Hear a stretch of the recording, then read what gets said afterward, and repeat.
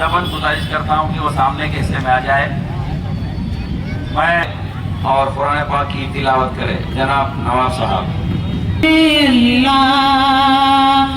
मेरी किस्मत जगाने को खुदा का नाम काफी है, हजारों गम मिटाने को। क्या आप ऐसे शख्स का साथ दोगे या वो लोगों का साथ दोगे जो हमारे उलमाए कराम की भी इज्जत करना नहीं जानते? हमको सोचना होगा, हमको हमारी सोच को बदलना होगा। आज ये 5 साल का ड्यूरेशन है, आसान बात नहीं है। 18 साल का बच्चा 23 साल का हो जाएगा, वो रोजगार के काबिल हो जाएगा, नौकरी करने के काबिल हो जाएगा, उसको रोजगार मिलेगा तो उसकी शादी होगी, घरदार अच्छे से चलेगा, हमारी सेहत अच्छी रहेगी तो हमारी जिंदगी आगे चलेगी, हमारे बच्चों को अच्छी तालीम मिलेगी, अगर स्कूल होगा तो अच्छी तालीम मिलेगी।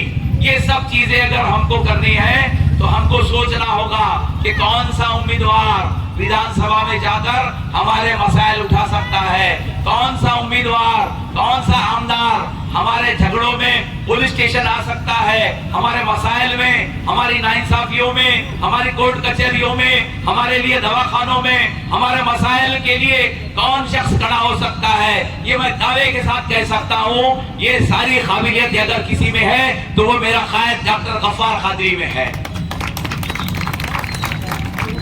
गिरबान खींच करके इसे बाहर कर दूंगा। तो मैं आज पूछना चाहता हूँ कि कितने स्कूल बन गए, कितने हॉस्पिटल बन गए, कितने रोड आपके नाले गलियों के बन गए। तो सवाल यह है कि आपको पूछने का आपका हक है, आप पूछिए जो 10 साल में हमारे बच्चों के लिए आपने जो वादा किया, कितने वादे हमारे पूरे हुए। आपको जवाब आएगा कोई वादा पूरा नहीं हुआ। फिर ऐसे आदमी को क्यों चुनना? चुनने के लिए हमारे पास डॉक्टर कादरी साहब है, आप इनको चुने। बार बार आवाम का हवाला दे करके आप अपने वोट का बिखराव न करें, कहीं न कहीं कोई तीसरा फायदा उठा ले जाएगा। इसीलिए एकजुटता के साथ आपको रहना है और 20 तारीख को 5 नंबर का बटन दबा करके डॉक्टर गफ्फार कादरी साहब को विधानसभा भेजना है। आप भेजेंगे? भेजेंगे इंशाअल्लाह। मैं कहता हूँ जीतने के बाद डॉक्टर गफ्फार कादरी के जितने भी वादे हैं वो पूरे होने का पूरा 100% वादा करके जाता हूँ। अभी भाई ने बताया कि डॉक्टर गफ्फार कादरी साहब के साथ नाइंसाफी हुई है। ये बात मैं 2014 से लगातार जो इनके काम थे वो मैं देख रहा था। जिस तरीके से आवाम के लिए काम इनके थे, चाहे कोरोना काल हो, चाहे कोई भी समस्या के साथ जब ये खड़े मिलते थे तो मैं इन्हें कॉल करता था, गफ्फार साहब आप ही हो जो हमारे कौम के लिए कम से कम खड़े रहते हो। तो मैं एक शेर के साथ शुरुआत करना चाहता हूँ कि दुआ करो कि सलामत रहे डॉक्टर गफ्फार कादरी की हिम्मत।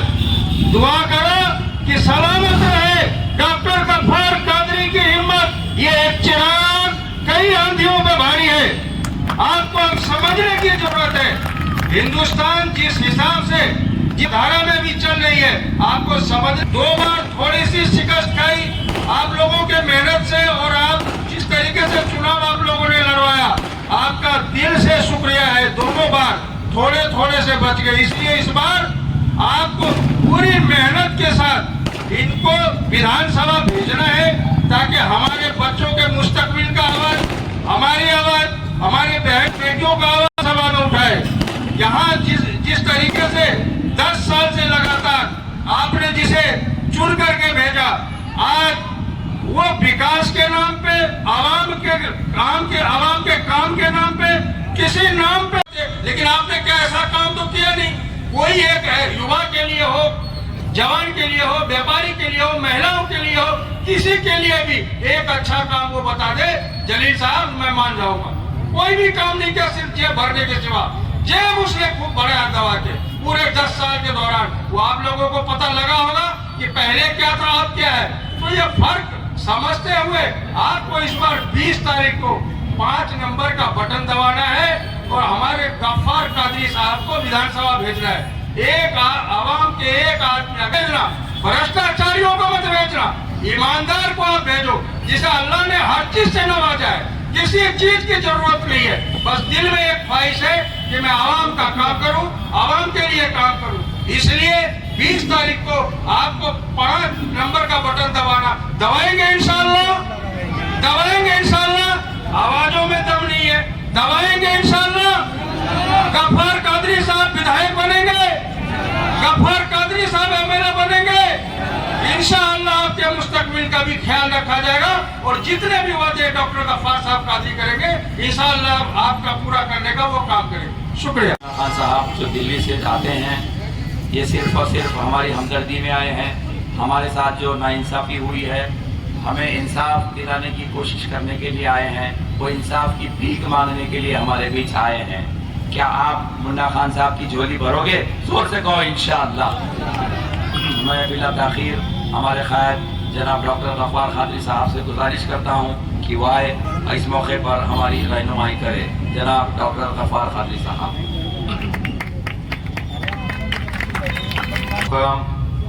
मुन्ना खान साहब, देखो सियासत में हमने बहुत लोगों को आगे बढ़ाया। वक्त भी क्या चीज होती है, जिनको हमने सियासत में आगे बढ़ाया वो आज भाग गए हैं। मगर मुझे अल्लाह के बारगाह में शुक्र अदा करना है कि आज मुझे राजा खान जैसा साथी, मूसा खान जैसा भाई, सारम चाउस जैसा दोस्त,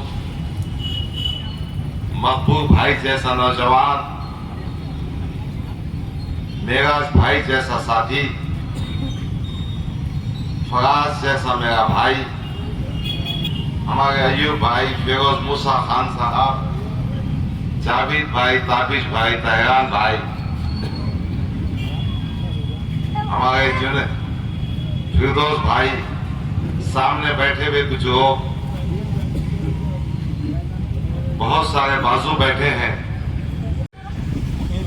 इन तमाम का शुक्रिया अदा करता हूँ। शुक्रिया इसलिए अदा करता हूँ कि आज शहर का जो माहौल बनाया जा रहा है, माहौल इस किस्म का बनाया जा रहा है कि किसी ना किसी तरह से नौजवानों को अपनी जानिब खींचा जाए, किसी ना किसी तरह से उनको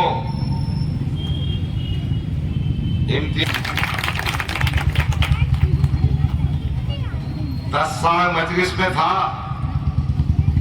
मजलिस की हिस्ट्री से वाकिफ हूं, किसके साथ क्या हुआ वो भी सुनाना चाहता हूं। 2014 में असेंबली के इंतखाबात हुए, उस वक्त अकबरुद्दीन अवैसी साहब आए थे। 2015 में इमीडिएट आज औरंगाबाद शहर में आए हैं। इम्तियाज जलील तू 5 साल मेरे था, 10 साल 5 साल MP था, फिर तेरे को क्या जरूरत पड़ी अकबरुद्दीन अवैसी को बुलाने की? क्या जरूरत पड़ी अकबरुद्दीन अवैसी साहब को दावत दी जाए? अपने आप को महाराष्ट्र का अवैसी कहने वाला,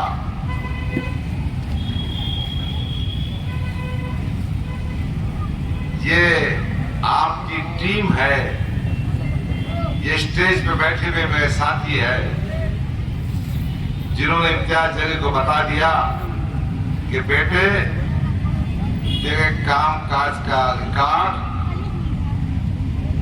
जनता के सामने आ गया है। ना सिर्फ तो इलेक्शन हारने वाला है, बल्कि तेरी डिपॉजिट भी जब्त होने वाली है।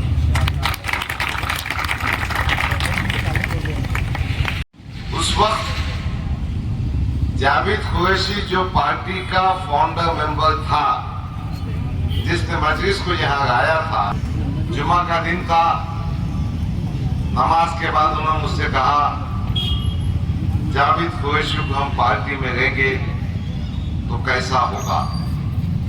मैंने कहा ठीक बात है, कुछ वोट बढ़ जाएंगे, जीत में अपने को मदद होगी। तो मुझसे कहा क्या मेरे साथ गांव में पहुंचा। असदुद्दीन अवैसी साहब ने कहा जावेद कुरैशी आ चुके हैं, आप इनसे गले मिल लीजिए।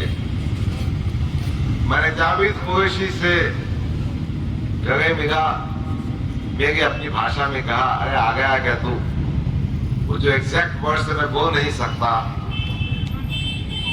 थोड़ी देर के बाद मैंने देखा एक साहब ने उनको चप्पल लाकर दी। मालूम ये हुआ था कि जब बैरिस्टर असदुद्दीन अवैसी साहब जावेद कुरैशी के मकान पहुंचे, ये इनका मोतखिद था, भक्त था, ये बहुत जज्बात में आ गया और नंगे पांव इनके साथ निकल गया, हत्ता के स्टेज पर उसको चप्पल लाकर देने की पड़ी।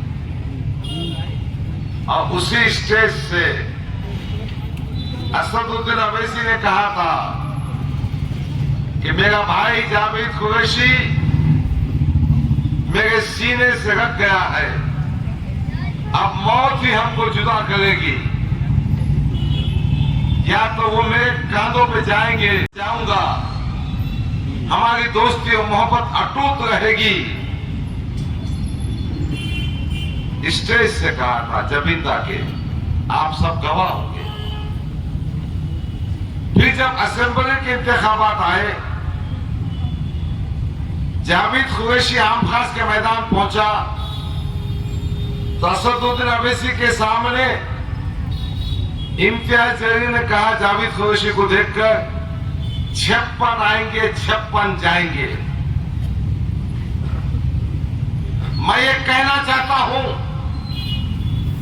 जब जरूरत पड़ती है तो आप गले में हाथ डालते हैं,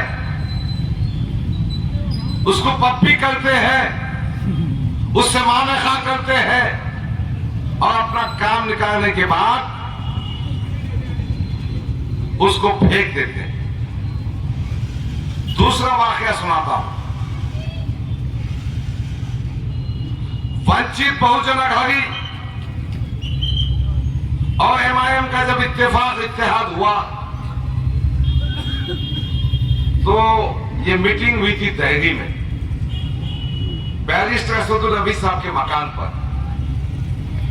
अवैसी साहब ने हैदराबाद से कुक को बुलाया था। वो कुक ने पूरा बकरा तंदूर बनाया था, रख दिया हम चारों के सामने। मैंने थोड़ा सा पीस लिया। असद साहब ने बड़ी मिकदार में गोश्त और चावल प्रकाश अंबेडकर को दिए और उन्होंने कहा प्रकाश भाई ने मैं इतना नहीं खा सकता, छोड़ दीजिए, आपका बचा हुआ झूठा मैं खाऊंगा। और आखिर ऐसा हुआ, जो बचा हुआ था असद साहब ने खाया। फिर शोलापुर की सभा में असद साहब ने मुझसे पूछा था, भाई प्रकाश अंबेडकर का वजन कितना है, मैं गोद पे उठा लो तो कैसा होगा। मैंने कहा 66 से 67 किलो है, ठीक है। उसको गोद में उठा लिया। मगर जब असेंबली के इंतखाबात आए, पार्लियामेंट का चुनाव जीतने के बाद प्रकाश अंबेडकर को भी आउट कर दिए।